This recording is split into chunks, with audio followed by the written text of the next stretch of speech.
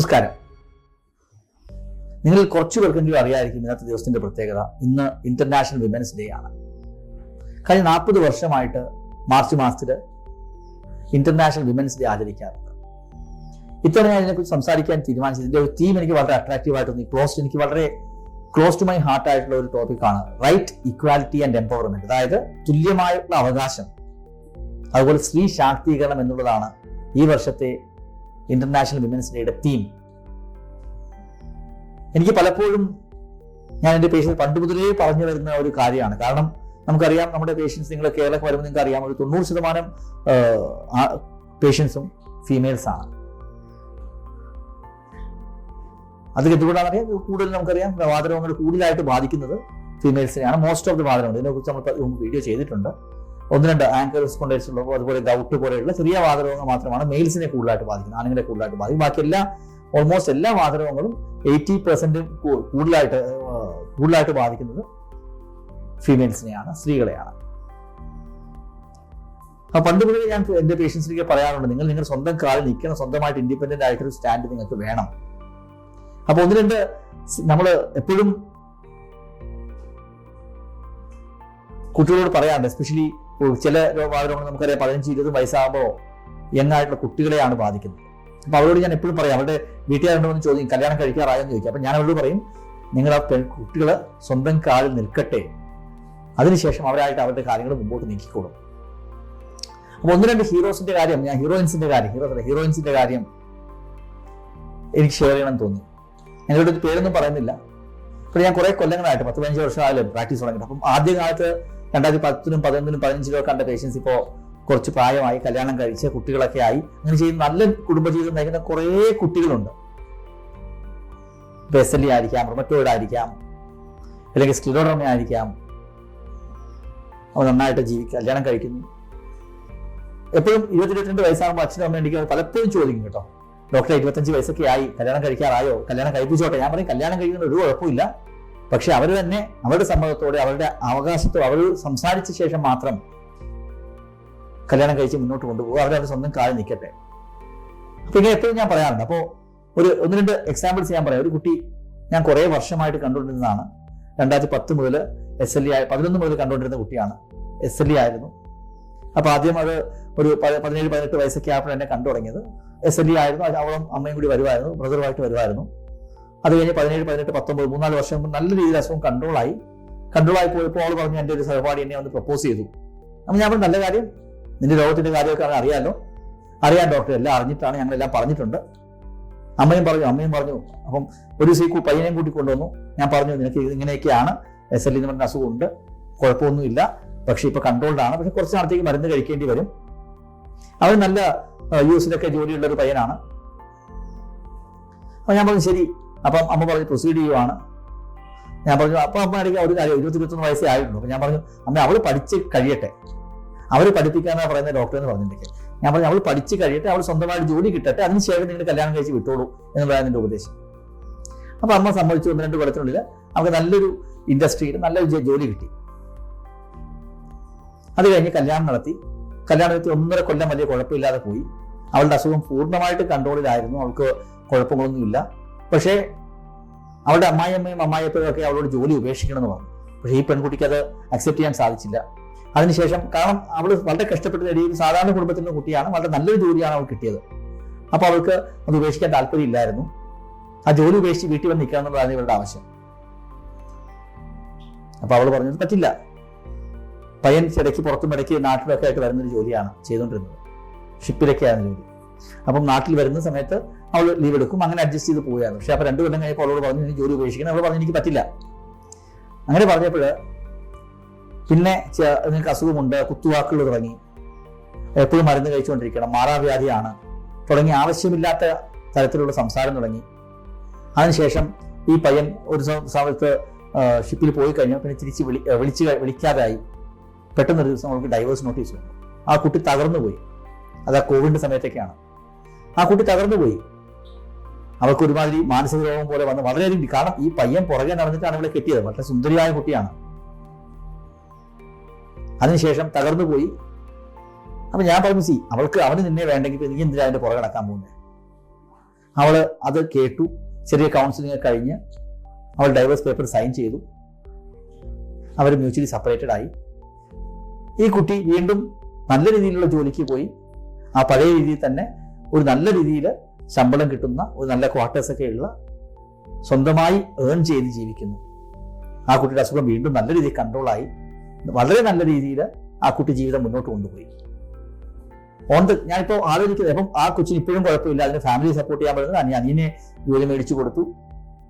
ഇപ്പൊ 25, 26, 27, 28 വയസ്സേ ആയിട്ടുണ്ട്. ഇനി ജീവിതം നല്ല രീതിയിൽ മുമ്പോട്ടുണ്ട്. അതിനെ മനസ്സിലാക്കി ആരെങ്കിലും വരുവാണെങ്കിൽ ചിലപ്പോൾ കല്യാണം കഴിച്ചേക്കാം. അതറിയില്ല. കാരണം ഞാൻ ഒരിക്കലും ഫോഴ്സ് ചെയ്യില്ല. കാരണം ഒരു വളരെ ബാഡ് എക്സ്പീരിയൻസിലൂടെ കടന്നുപോയ കുട്ടിയാണ്. അപ്പൊ ഞാൻ പറഞ്ഞു വന്നത്, ഈ കുട്ടിയുടെ കാര്യത്തിൽ പറഞ്ഞു വന്നത്, ഈ കുട്ടി ജോലി ഉപേക്ഷിച്ചിരുന്നെങ്കിൽ എന്തായനെ? ചിലപ്പോൾ 1-2 വർഷത്തിന് ശേഷം അവർ വീണ്ടും ഈ ഇങ്ങനെയുള്ള ആവശ്യമില്ലാത്ത ജോലി ഉള്ളപ്പോൾ കുത്തുവാക്കുകൾ പറഞ്ഞ് മരുന്നും കഴിക്കേണ്ടി വരുന്ന പറഞ്ഞ ഫാമിലി തന്നെ നിങ്ങൾ ആവശ്യമില്ലാതെ നമ്മുടെ കയ്യിൽ നിന്ന് കാശ് മുടക്കി ഉള്ള കാശെല്ലാം മരുന്ന് മേടിച്ച് തീരുന്നു പറഞ്ഞുള്ള കുത്തുവാക്ക് പറയും. ആ കുത്തുവാളെ കേട്ട് വീട്ടിൽ ഒതുങ്ങി ജീവിക്കേണ്ടി വന്നതിന് ചിലപ്പോൾ ഒരു സമയത്ത് അതിനുശേഷം ഡൈവേഴ്സ് വന്നിരുന്നെങ്കിൽ വഴിയാധാരമായതിന്. അപ്പൊ ഞാൻ പറഞ്ഞു വന്നത്, എപ്പോഴും ലേഡീസ് സ്വന്തം കാലിൽ നിൽക്കാൻ ശ്രമിക്കണം. ഈക്വാലിറ്റി എന്ന് പറയുന്നത് കുറേ കാര്യങ്ങൾ ഫിനാൻഷ്യൽ ഇൻഡിപെൻഡൻസിലൂടെയാണ്. വണ്ടി ഓടിക്കുക, അല്ലെങ്കിൽ നമുക്ക് സ്വന്തമായിട്ടൊക്കെ ഒരു ശമ്പളം വരുമാനം ഉണ്ടെങ്കിൽ അവർക്ക് അതൊരു ഭയങ്കര പോസിറ്റീവാണ്.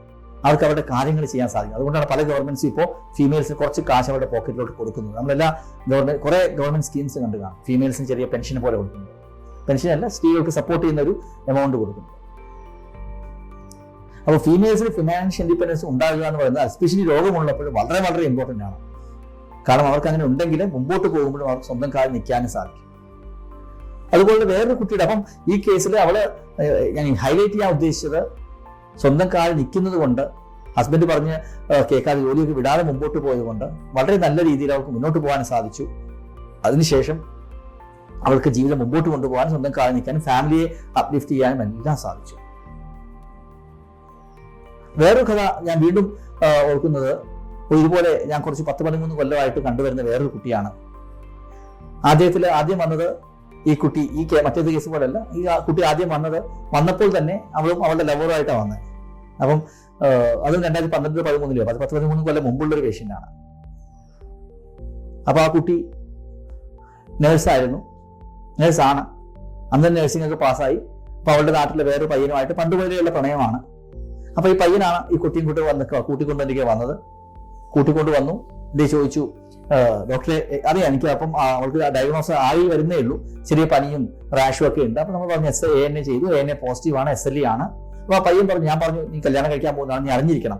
ഡോക്ടറെ അതൊന്നും ഇല്ല, എനിക്ക് വളരെ കോൺഫിഡന്റ് ആണ്, എനിക്കൊരു തരത്തിലും പേടി, കാരണം അവളും ഞാനും പണ്ടോട്ടേ അറിയാവുന്നതാണ്.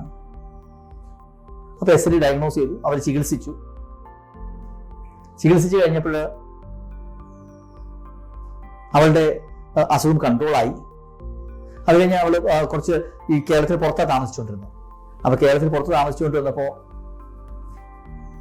അവരിടയ്ക്ക് വരും. 3 മാസം 4 മാസം 5 മാസം കൂടുമ്പോൾ വരും. അവൻ നന്നായിട്ട് പോയി. വലിയ കമ്പനിയിലാണ്, മൾട്ടിനാഷണൽ കമ്പനിയിലാണ് വർക്ക് ചെയ്തുകൊണ്ടിരുന്നത്. അവന്റെ കാര്യം നന്നായിട്ട് പോയിക്കൊണ്ടിരിക്കുകയാണ്. അവന് പഠിവെച്ച് അവന് പ്രൊമോഷൻ കിട്ടി. അപ്പൊ ഇവൾക്ക് നേഴ്സായിട്ട് വർക്ക് ചെയ്യുമ്പോൾ അത്ര സാലറി ഒന്നും കിട്ടത്തില്ലല്ലോ. അപ്പൊ ഇവൻ പറഞ്ഞു അവൾ നഴ്സിംഗ് ട്യൂട്ടറായി. അപ്പൊ അതിലൊന്നും വലിയ സാലറി ഇല്ല. ഇവൻ ലക്ഷക്കണക്കിന് രൂപ സാലറി കിട്ടുന്ന ഒരു പോസ്റ്റിൽ വന്നു. അപ്പൊ ഇവന്റെ പറഞ്ഞു ഞാനൊരു ബിസിനസ് തുടങ്ങാൻ പോവാ ഡോക്ടറെ. അപ്പം എനിക്ക് 2017-18 5-6 കൊല്ലം കഴിഞ്ഞപ്പോൾ വേണ്ടിക്കെന്ന് പറഞ്ഞാൽ ഞാൻ ബിസിനസ് സ്വന്തമായിട്ട് തുടങ്ങാൻ പോവാ ഡോക്ടറെ. അപ്പൊ ഇവള് ഈ ജോലിക്ക് പോകുന്നതിന് കാര്യമില്ലെന്നാണ് എനിക്ക് തോന്നുന്നത്. അവൾ ജോലി രാജിവെക്കാനാണ് ഞങ്ങളുടെ തീരുമാനം എന്ന് എനിക്ക് പറഞ്ഞു. അപ്പൊ ഞാൻ പറഞ്ഞു, ഞാൻ അപ്പോൾ പെൺകുച്ചി പിന്നെ വീണ്ടും എനിക്ക് ചോദിക്കും, ഭയങ്കര ക്ലോസ് ആണ്. അപ്പൊ എനിക്ക് വീണ്ടും ഒരു അടുത്ത പ്രാവശ്യം കൺസൾട്ടേഷൻ ഡോക്ടറെ ഞാൻ ജോലി രാജിവെക്കണം, എന്ത് ചെയ്യണം എന്ന് എനിക്ക് ചോദിച്ചു. ഞാൻ അവളുടെ പറഞ്ഞു, നീ നിന്റെ സ്വന്തം കാലിൽ നിൽക്കുന്ന നമ്മളെ നല്ലതാണ് എൻ്റെ ഒരു അഭിപ്രായം. അപ്പൊ അവള് പറഞ്ഞു അത് തന്നെയാണ് നല്ലത്, കാരണം ഹസ്ബൻഡ് വലിയൊരു റിസ്ക് എടുക്കുവാണ്. അപ്പോൾ ഞാൻ അതിന്റെ കൂടെ നിന്ന് ഞങ്ങൾ രണ്ടുപേരും റിസ്ക് എടുത്തു കഴിഞ്ഞാൽ ഫാമിലി എങ്ങനെ മുമ്പോട്ട് പോകുന്നത്. ആ സമയത്ത് അവൾ കുട്ടിയൊക്കെ ആയി, കല്യാണം കഴിഞ്ഞ് 4-5 കൊല്ലം കഴിഞ്ഞപ്പോൾ ഒരു കുട്ടിയായി, നല്ല സ്റ്റേബിൾ ആയിട്ട് പോകും, നല്ല സുന്ദരിയായ കുട്ടി. അപ്പം ആ കൊച്ചിന് അതിനുശേഷം അതിനേക്കാളും നല്ലൊരു ജോലി കിട്ടി. അപ്പം വേറൊരു സെൻട്രൽ ഗവൺമെന്റ് ഇൻസ്റ്റിറ്റ്യൂട്ടിൽ നഴ്സായിട്ട് ജോലി കിട്ടി. അത്യാവശ്യം നല്ല ശമ്പളവും ബാക്കിയുള്ള കാര്യങ്ങളുടെ ജോലിയാണ്. അപ്പം ഞാൻ നീ അത് എടുക്കണം തന്നെ എനിക്ക് തോന്നുന്നത്. കാരണം നീ നിന്റെ കാര്യം നിൽക്കും, പിന്നെ ബിസിനസ്സൊക്കെ നല്ല രീതിയിൽ വന്നു കഴിയുമ്പോൾ വേണമെങ്കിൽ അപ്പം നമുക്ക് ഒരു ജോലിയൊക്കെ നിർത്തി അതിലൊരു പാർട്ട്ണർഷിപ്പ് ഒക്കെ എടുത്ത് നീ ഒരു സ്വന്തമായിട്ട് നടത്തുന്ന രീതിയിലോട്ട് വരുമ്പോൾ നമുക്ക് അതിനെക്കുറിച്ച് ആലോചിക്കാം. ഇപ്പോൾ ഒരു സ്റ്റാർട്ടപ്പ് ആയിട്ടല്ലേ ഉള്ളൂ, നീ അത് ഇപ്പോൾ എടുത്ത് ചാടേണ്ടതാണ് എൻ്റെ ആഗ്രഹം. അപ്പം ഞാൻ പറഞ്ഞു അതിനുശേഷം സമയം കടന്നുപോയി, കോവിഡൊക്കെ ആയി. ഈ പയ്യന്റെ ബിസിനസ് അത് നന്നായിട്ട് പോയില്ല. അപ്പൊ ഈ കൊച്ചിന് ജോലി ഉള്ളത് കൊണ്ട് ഈ കൊച്ചു കുറെ സപ്പോർട്ട് ചെയ്തു. പക്ഷെ അതിനുശേഷം എന്താ പറ്റിയെന്ന് വെച്ച് കഴിഞ്ഞാൽ ബിസിനസ്, അപ്പം ജോലിയും പോയി, ബിസിനസ് തുടങ്ങി ശരിയായ നടന്നു കഴിഞ്ഞപ്പോൾ ഇവന്റെ ഭയങ്കരമായ ധൂർത്തുള്ള പയ്യനാണ്. കാരണം 2-3 ലക്ഷം ശമ്പളം കിട്ടുമ്പോൾ അതനുസരിച്ചുള്ള ജീവിതശൈലിയാണ് പോയിക്കൊണ്ടിരുന്നത്. അതിന് കാശില്ലാതായപ്പോൾ കുറച്ച് മദ്യത്തിന് അടിമയായി. അതിനുശേഷം കണ്ടമാനം കടമെടുത്ത ഈ പെൺകുട്ടിക്ക് വളരെയധികം ഭാരം ഉണ്ടാകുകയും ചെയ്തു. കാരണം ഈ കൊച്ചിന് പേരിലാണ് കുറേ ലോൺ എടുത്തത്. ആ ലോണൊക്കെ അടയ്ക്കാൻ പറ്റാതെ, അടയ്ക്കണമെങ്കിൽ തന്നെ ജോലി ഇല്ലായിരുന്നെങ്കിൽ വളരെ ബുദ്ധിമുട്ടി പോയത്. അവസാനം ആ കൊച്ച് അതിന്റെ സ്വന്തം സാലറിയിൽ ലോണൊക്കെ എടുത്ത് ഈ കാര്യങ്ങൾ മുമ്പോട്ട് കൊണ്ടുപോകുന്ന രീതിയിലാണ് പോയത് കാര്യങ്ങൾ. അപ്പൊ ഞാൻ പറഞ്ഞു വന്നത്, ഈ 2 കേസിലും ഇവർക്ക് സ്വന്തമായി ജോലി ഉള്ളത് കൊണ്ടും സ്വന്തമായി കാൽ നിൽക്കുന്നത് കൊണ്ടും ഇവർക്ക് നല്ല സ്ത്രീ ശാക്തീകരണം നടത്തിയത് കൊണ്ടുമാണ് ഇവർക്ക് മുമ്പോട്ട് വരാൻ സാധിച്ചതും കാര്യങ്ങൾ മുമ്പോട്ട് കൊണ്ടുപോകാൻ സാധിച്ചതും. എസ്പെഷ്യലി ഒരു അസുഖമുള്ളവരുടെ കേസിൽ, കാരണം അവർക്ക് ഫെസിലി ആണെങ്കിലും സ്ക്ലെറോഡർമിയൊക്കെ ആണെങ്കിലും കുറച്ച് ലോങ് ടേം, മറ്റോടാണെങ്കിലും കുറച്ച് ലോങ് ടേം മരുന്ന് കഴിക്കേണ്ട അസുഖങ്ങളാണ്. അപ്പോൾ അവർക്ക് സ്വന്തമായി വരുമാനം ഉണ്ടാകുമ്പോൾ വേറെ ആളുടെ മുമ്പ് കൈ നീട്ടേണ്ടി വരാത്ത ഒരു സിറ്റുവേഷൻ വരുമ്പോൾ അത് എപ്പോഴും ഫീമെയിൽ എംപവർമെന്റ് ആണ്. അതുപോലെ നമ്മുടെ കൂടെ നമ്മുടെ പേഷ്യൻസിന്റെ ഇടയിൽ ചുമടി നോക്കാൻ പോകുന്നവരുണ്ട്, ടൈലേഴ്സ് ഉണ്ട്, എയർ ഹോസ്റ്റസുകളുണ്ട്, പൈലറ്റുകളുണ്ട്, ടീച്ചേഴ്സിന്റെ കുറെ പേരുണ്ട്, ട്യൂഷൻ എടുക്കുന്നവരുണ്ട്. അപ്പൊ നിങ്ങളോട് എനിക്ക് പറയാനുള്ള ഒരു പ്രധാനപ്പെട്ട കാര്യം എന്ന് പറയുന്നത്, എപ്പോഴും സ്വന്തം കാലിൽ നിൽക്കാൻ ശ്രമിക്കുക. 25-30 വയസ്സോ 20-25 വയസ്സിൽ അസുഖം വന്നാൽ ഒരിക്കലും പേടിക്കേണ്ട കാര്യമില്ല. ഈ അസുഖത്തെ നമുക്ക് കൺട്രോൾ ചെയ്യാൻ സാധിക്കും. നിങ്ങൾ സ്വന്തം കാലിൽ നിൽക്കാൻ ശ്രമിക്കുക. നിങ്ങൾക്ക് ചെറിയൊരു വരുമാനം ആയിക്കോട്ടെ, അത് ഹസ്ബൻഡ് സപ്പോർട്ടീവ് അല്ല എന്ന് അതിന്റെ അർത്ഥമില്ല. ഹസ്ബൻഡ് എല്ലാം സപ്പോർട്ടീവ് ആയിരിക്കും. വളരെ നല്ല ഹസ്ബൻഡ്സ് ഉണ്ട് നമ്മുടെ കൂടെ തന്നെ വരുന്ന, വർഷങ്ങളായിട്ട് എപ്പോഴും ഹസ്ബൻഡ്സ് തന്നെ ഇവരെ കൂട്ടി ചികിത്സിക്കുന്ന, ഒരു കുത്തുവാക്ക് പോലും പറയാത്ത, അവരെക്കാളും കൂടുതൽ വൈഫിനെ സ്നേഹിക്കുന്ന എത്രയോ ഹസ്ബൻഡ്സ് നമുക്കുണ്ട്. 99% ഹസ്ബൻഡ്സും അങ്ങനെ തന്നെയാണ്. പക്ഷേ ജീവിതത്തിന്റെ അനിശ്ചിതത്വം എങ്ങനെ പോകും നമുക്ക് ഒരിക്കലും അറിഞ്ഞുകൂടാ ജീവിതത്തിലും. അപ്പം എപ്പോഴും നിങ്ങൾ സ്വന്തം കാലിൽ നിൽക്കുക എന്നുള്ളത് വളരെ പ്രധാനമാണ്. എസ്പെഷ്യലി എഡ്യൂക്കേറ്റഡ് ആകുക, ഒരു സമൂഹത്തിൽ മുമ്പോട്ട് വരിക, എന്തെങ്കിലും ചെറിയ ജോലി ചെയ്യുക, സ്വന്തമായി വരുമാനം ഉണ്ടാക്കുക എന്നുള്ളത് വളരെ പ്രധാനമാണെന്നുള്ള എനിക്ക് ഇക്കാര്യത്തിൽ പറയാനുള്ളത്. കാരണം ഈ 2 കേസിലും അതുപോലെ കുറെ കേസുകൾ ജീവിതത്തിന്റെ അനുഭവത്തിലുണ്ട്. നമ്മുടെ ഈ പേഷ്യൻസ് പറഞ്ഞു നമുക്ക് വളരെ അറ്റാച്ച്ഡ് ആയ ലോങ് ടേം നമ്മുടെ കൂടെ തന്നെ 10-15 വർഷമായിട്ട് പോയ രോഗികളിൽ നിന്ന് മനസ്സിലായ പാഠങ്ങൾ എന്ന് പറയുകയാണ്. നിങ്ങൾക്കൊരു കുട്ടിയുണ്ട്, ആ കുട്ടിക്ക് ചെറിയ അസുഖം 20-22 വയസ്സിൽ അസുഖം കണ്ടുപിടിച്ചു എങ്കിൽ അവൾ ചെറിയൊരു ജോലി അവളെ പഠിപ്പിക്കുക, അവൾക്ക് പഠിപ്പിച്ച് സ്വന്തം കാലം നിർത്താൻ ശ്രമിക്കുക. അത് ചെയ്തു കഴിഞ്ഞാൽ അവൾക്ക് അവളുടെ തന്നെ സപ്പോർട്ട് ചെയ്യാനും നിങ്ങളെ സപ്പോർട്ട് ചെയ്യാനും അവളുടെ അസുഖത്തെ നല്ല രീതിയിൽ കൺട്രോൾ ചെയ്യാനും പറ്റും. കാരണം അവർക്കൊരു ഫിനാൻഷ്യൽ ഇൻഡിപെൻഡൻസ് വരുമ്പോൾ അവർക്ക് ഭയങ്കരമായ കോൺഫിഡൻസ് ആണ്. ആ കോൺഫിഡൻസ് വരുമ്പോൾ അവർക്ക് എന്താ ചെയ്യാൻ പറ്റുക, അവർക്ക് മുന്നോട്ട് പോകാനുള്ള ഒരു ഊർജ്ജം കിട്ടും. മാത്രമല്ല അവർക്ക് ആരെയും ഡിപ്പെൻഡന്റ് അല്ലാന്നൊരു തോന്നലും അവർക്കുണ്ടാകും. പിന്നെ ഇപ്പോഴത്തെ കാലത്ത് പണ്ടുപോലെ അല്ല, ആർത്രൈറ്റിസ് വന്ന ഒരാൾക്ക് 10 വർഷമോ 5 വർഷമോ ഒക്കെ, പണ്ടൊക്കെ 3-4 വർഷം കഴിയുമ്പോൾ ഒരു ക്രിപ്പിൾഡ് ആകുമായിരുന്നു. അതായത് അവർക്ക് ജോലി ചെയ്യാൻ പറ്റാത്ത സ്ഥിതി എത്തുമായിരുന്നു. പക്ഷെ ഇപ്പം അങ്ങനെയല്ല. ഈ 10, 20, 30 വർഷത്തിന് ശേഷം ആളുകൾ സാധാരണ ജീവിതത്തിൽ നയിക്കുന്നവരുണ്ട്. ഈ ജോലി എന്ന് പറയുമ്പോൾ ഗവൺമെന്റ് ജോലി ആയിക്കോണമെന്നില്ല. ചിലപ്പോൾ കൃഷിയായിരിക്കും, ചെറിയൊരു കൃഷി, അല്ലെങ്കിൽ ചെറിയൊരു ഓൺലൈൻ ബിസിനസ്, അല്ലെങ്കിൽ ചെറിയൊരു ബൊട്ടീക്ക്, ചെറിയൊരു ടൈലറിംഗ് ഷോപ്പ്, ഒന്നുമില്ല. ഒരു കടയിൽ സാധനം എടുത്ത് കൊടുക്കാൻ പോകുന്നു, അതിനൊന്നും ഒരു തെറ്റില്ല. മനസ്സിലായില്ലേ? നമ്മുടെ കുറെ പേഷ്യൻസ് ഉണ്ട്, ഓട്ടോ ഓടിക്കുന്നവരുണ്ട്, ലേഡീസ് ആണ്, ഓട്ടോ ഓടിക്കുന്നവരുണ്ട്. അവർക്ക് അപ്പോൾ അല്ലെങ്കിൽ ചെറിയ തുണി ഓൺലൈൻ ബിസിനസ് ചെയ്യുന്നവരുണ്ട്. അങ്ങനെ എത്രയോ തരത്തിലുള്ള ഓപ്പർച്യൂണിറ്റീസ് ആണ് ഇന്ന് ലോകത്തുള്ളത്. അങ്ങനെയുള്ളവർക്ക് ഗവൺമെന്റ് തന്നെ കുറേ സ്കീംസ് ഇപ്പോൾ കൊടുക്കുന്നുണ്ട് ലേഡി എന്റർപ്രണേഴ്സിന് വേണ്ടി. അപ്പോൾ അത് എക്സ്പ്ലോർ ചെയ്യാൻ ശ്രമിക്കുക. നിങ്ങൾ ചെറിയ രീതിയിലെങ്കിലും എന്തെങ്കിലും ചെയ്ത് അത് വിജയത്തിലെത്തിക്കുക. കാരണം അതൊന്നും സമൂഹത്തിന്റെ ഉന്നമനത്തിൽ നിങ്ങളുടെ തന്നെ ഒരു കോൺഫിഡൻസിനൊക്കെ വളരെ നിങ്ങളുടെ കുടുംബത്തിന്റെ ഭദ്രതയ്ക്കൊക്കെ അത് വളരെ മുമ്പോട്ട് പോകും. അപ്പം ഹസ്ബൻഡ്സിനോട് എനിക്ക് പറയാനുള്ളത്, അവരങ്ങനെ പറയുമ്പോൾ അവരെ ഒന്ന് സപ്പോർട്ട് ചെയ്ത് കൊടുക്കുക. നിങ്ങൾക്ക് ചെയ്യാൻ പറ്റും എന്ന് ചെറിയൊരു മോട്ടിവേഷൻ കൊടുത്താൽ മതി. അവരത് ചെയ്യുകയും അത് മുമ്പോട്ട് കൊണ്ടുപോവുകയും ചെയ്യും.